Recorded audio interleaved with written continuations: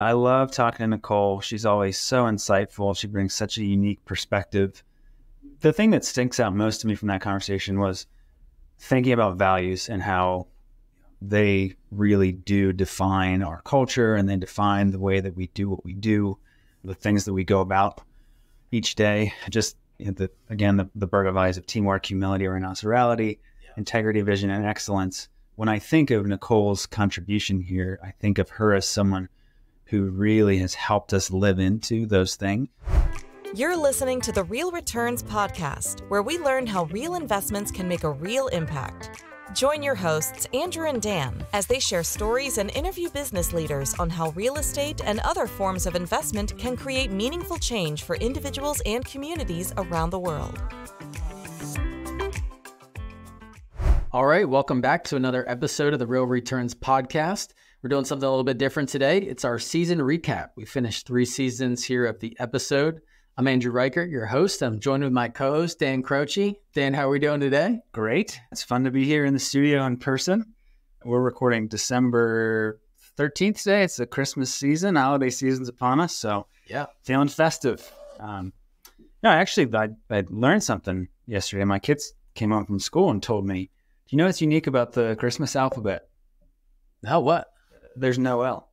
Hey!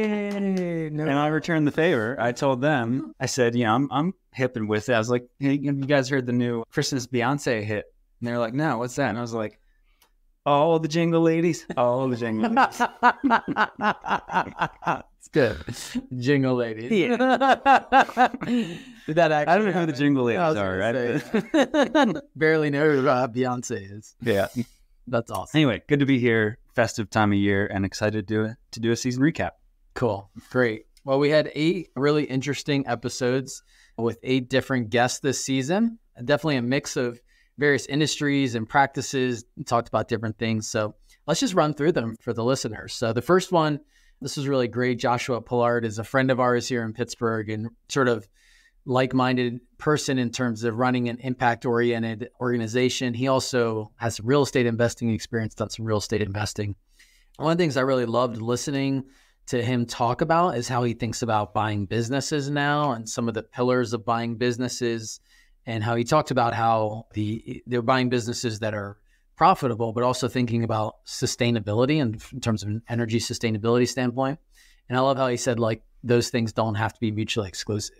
It can be sort of a both ends. So love to hear any takeaways you had or any thoughts related to that. Yeah, and Joshua, just in terms of having someone of his caliber on the podcast was great. He's done so much here in the city of Pittsburgh and in our real estate scene. One of the things that I took away was the concept of those pillars and how in our craft of wanting to invest for impact, sometimes you can be tossed to and fro or look at the flavor of the week.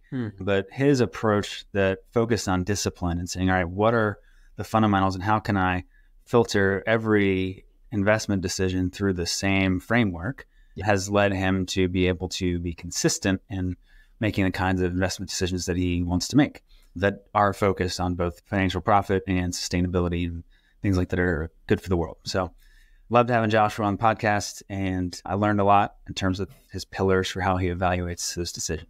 Yeah, and that's so important right now, particularly as we're in a down cycle economically. Like, people are, I think, tempted to make bad decisions, and discipline. You and I are talking about that all the time in our business, and just maintaining that discipline and that patience is going to be even more important, I think, as we go into the next year. For sure. Yep. It's so easy to veer off course or to look at the new shiny object, but discipline is key to investing. Yeah, great. Well, the next episode was really interesting. We had partners at Waldron Private Health, Swart and Samantha Spitzer Sheetz. One of the things I really loved was they talked about financial education. This is an area you and I have been passionate about for years. We started a nonprofit years ago focused on financial education, financial literacy.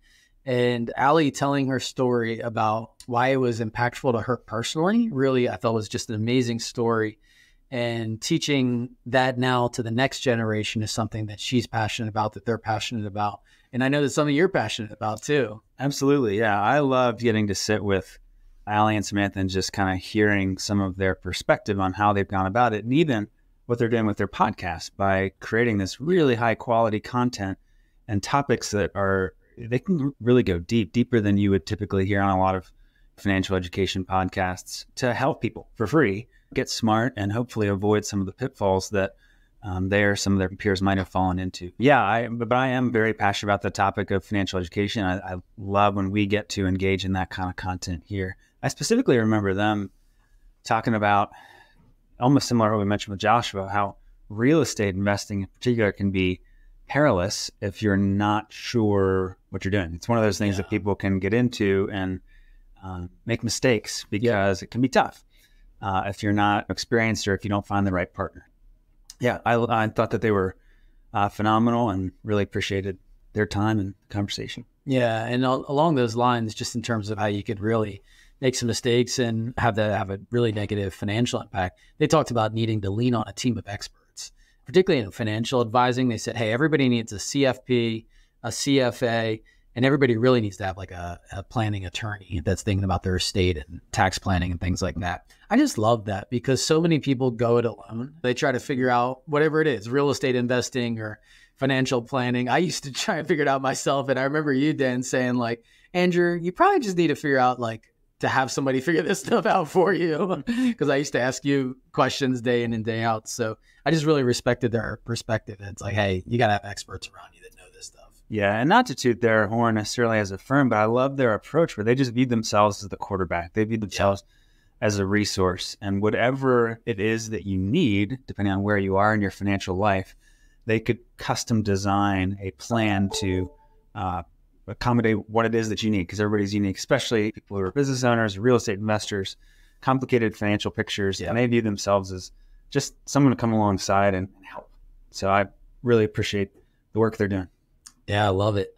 So the third episode was interesting because we actually had one of our team members as our guest. So Nicole Shirk has run our people department for years here at Burgo and talks about really the importance of valuing each and every employee regardless of their role, and also the importance of core values to drive and to be a filter for hiring, managing, when necessary, parting ways with the staff of an organization. That was actually an episode that you ran. I'd love to hear just kind of what were some of your takeaways there. Yeah, I love talking to Nicole. She's always so insightful. She brings such a unique perspective.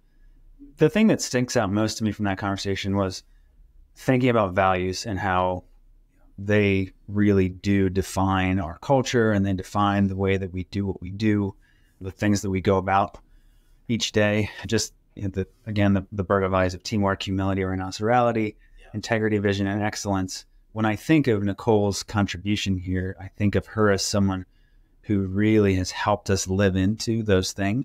And that came out in the conversation. I also just recall your point about the value of every single individual here. Yeah. It makes me think about how we really are at Burgo a fairly flat organization in the sense that the maintenance function matters every bit as much as the fundraising function or the capital markets function. Yeah. If we're not all pulling our weight, then the whole thing doesn't work. So, those are some of my takeaways from Nicole. Yeah, that's great stuff. And she's just a wealth of knowledge and information there. So it's fun to have her on the show. Episode 4 this season, we actually had Lupei Chou. Now, speaking of fundraising and capital markets, that's sort of the world that she's in with Crown Capital. And one of the things I loved about with her was she actually came from the Navy and was a naval officer and is now doing some real estate investing herself, in addition to the Crown Capital infrastructure that she's a part of. And I thought it was just really interesting to hear her talk about just kind of the concepts of learning through real estate investing and surrounding herself with like-minded people. You talked a little bit about hierarchy, and one of the things I loved was she actually mentioned, hey, we as an organization are pretty flat, but she came from the military background where it's very hierarchical. Like rank and status really, really matter. And so it's just fun to hear her kind of talk about the juxtaposition of real estate investing and some of the flat hierarchy that she's in versus the military that she had come out of. So I'd love to hear kind of your thoughts on that. Yeah, I thought it was another great episode and made me think, honestly, a lot about the military connection too. Mm-hmm. Where I went with it is just thinking about how actually a lot of our investors happen to be veterans. Oh, well. And I think there's just a common characteristic among them in the sense that they're great communicators, but they're great sort of issue spotters. And our investors in a lot of ways are cheerleaders for us. We're on the same team.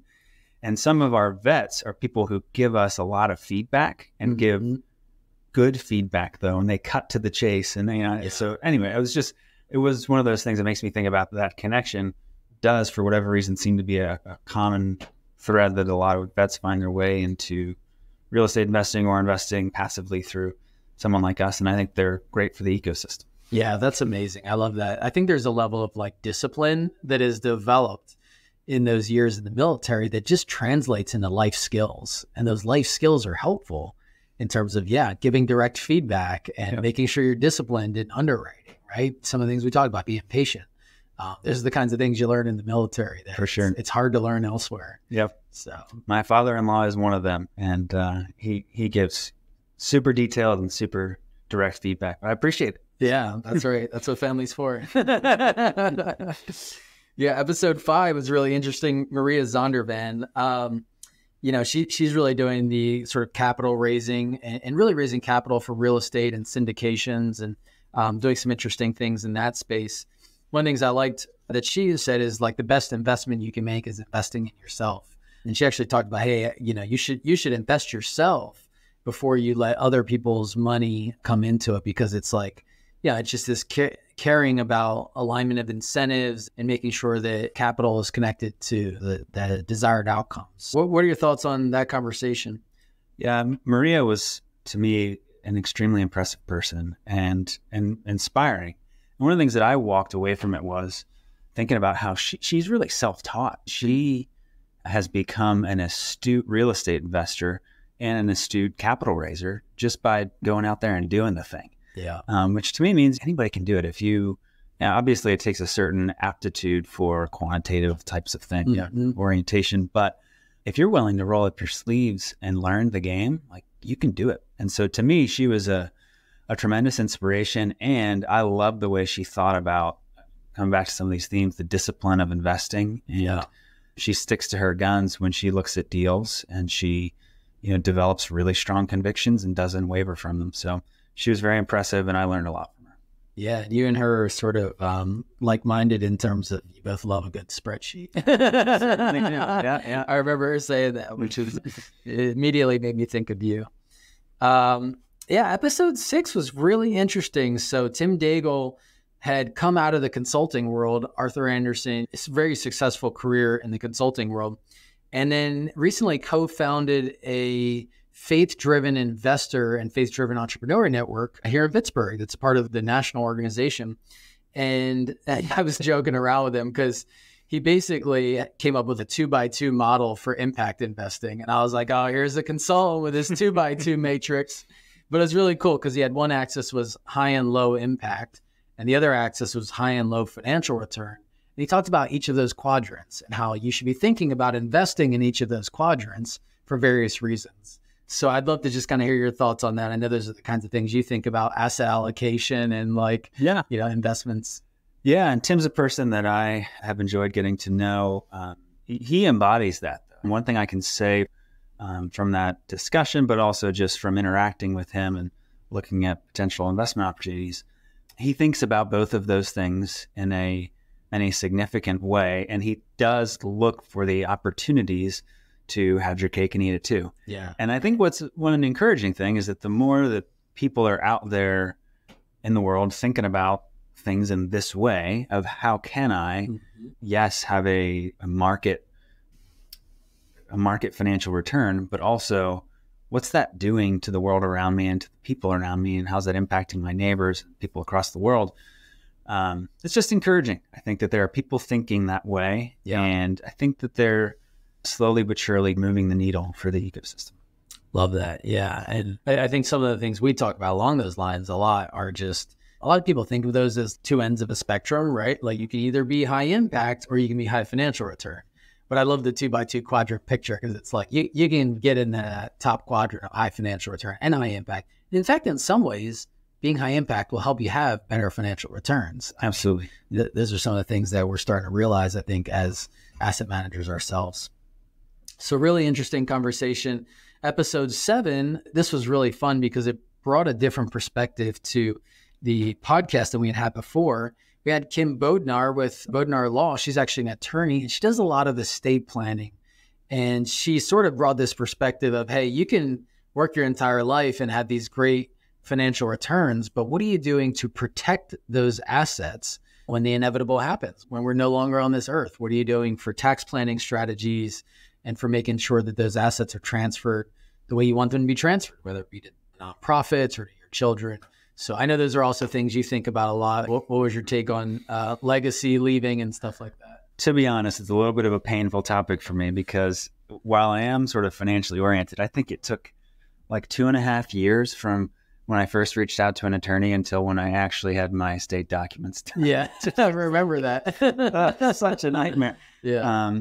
But I appreciate those people and their contributions. We need them. And so the conversation with Kim, I think, is just one of those things that you don't really like to think about. It can be a little bit morbid thinking about the worst case scenario, but it's so necessary. I hear stories from interacting with potential investors all the time about how grateful they are when people do care for this part of their lives. It makes things so much easier for those around them when they do pass. Yeah. And I think also just there's specific applications for real estate, which got to talk about a little bit. Yeah. Great content, great types of things to be thinking about, even if not the most fun in the world. Yeah, that's for sure. And one of the things that I got out of it and I connected with was just like tax planning strategies, because yes, a lot of that is geared towards inheritance and like the next generation. But you and I think about tax planning all the time, depreciation, and we do cost segregation studies. The tax implications are huge. And just thinking about those and managing them in advance is like, now's the time to manage, right? Yeah. Yeah. And we need those people to bring up those topics and to help those of us that might not be familiar, just understand what some of the opportunities are out there. Yeah, exactly. And then last but not least was episode 8. We had Michael Hull, partner at Launch Capital. And this was just so fascinating to me. What Michael does is works with refugees. In fact, they're in Louisville, and Louisville is the only place, thanks to the work that they're doing, where refugees can come into the country and go immediately into permanent housing. Really thanks to the work that they've done to help refugees get resettled and deal with some of the challenges that inevitably come with resettlement in the U.S. after, facing difficulty abroad. Love the work they're doing. And again, just thinking about impact investing, they've proven that their turnover at their properties is something like 20%. And he said that's like half of the national average because of the way that they're caring for these refugees and really supporting the community, building community at these properties. So love to hear a little bit about what you thought about that. Yeah, this one hit home for me. I had heard of Launch and the work that they were doing several years back. So I was really privileged that we were able to have Michael on the show, even though I wasn't able to participate in that episode that day. But I'm really glad that we got to have him be a part of our story and vice versa. It hits home because Pittsburgh has so many refugees. Yeah. In fact, I moved out of my house this summer, and there's a family here from Azerbaijan who needed a place to stay and didn't have any place to go, and nobody could help them at all. So they're actually staying in my old house for a few months, and we're helping them out. And is that just such a tangible expression of how you can improve lives through real estate. And you've got these people and they need a roof over their head. And nobody, in many cases, will give it to them because they don't have any credit. They don't have your typical assets or your typical sort of financial profile that you need. Incredibly important work that they're doing. And it is really changing lives and making our country, I think, a better place. Yeah, no, totally. And there's just a web of challenges there. There's a shortage of that kind of housing. I mean, something like 100,000 refugees come every year, and there's just a real shortage of the houses for them. And there's all these other complications, like you said, lack of credit. There's often language barriers. There's a real need there. And honestly, a real opportunity for people like us as investors that can do well by doing good. That's really what they're doing. It's a good financial return for them, but it's also serving a need that is in the market. Yeah, I love it. I think it's really inspiring. And I think that's such a kind of front and center way that we can think about impact investing. Yeah, love it. Well, hey, that was it for season 3 of the Real Returns podcast. Had a lot of fun interviewing our 8 guests this season, and we'll talk to 8 additional guests next season. So please join us next season. Thanks, Dan, for being a great co-host, and thanks, listeners, for listening in. Thank you for joining us for this episode of the Real Returns Podcast. We hope that you learned something new about how you can invest to make a lasting impact on those around you. Please be sure to subscribe to our show wherever you listen to your podcasts, leave us a review, and share about us on social media. We hope you will join us for our next episode, where we will be continuing the conversation around impactful real estate investing.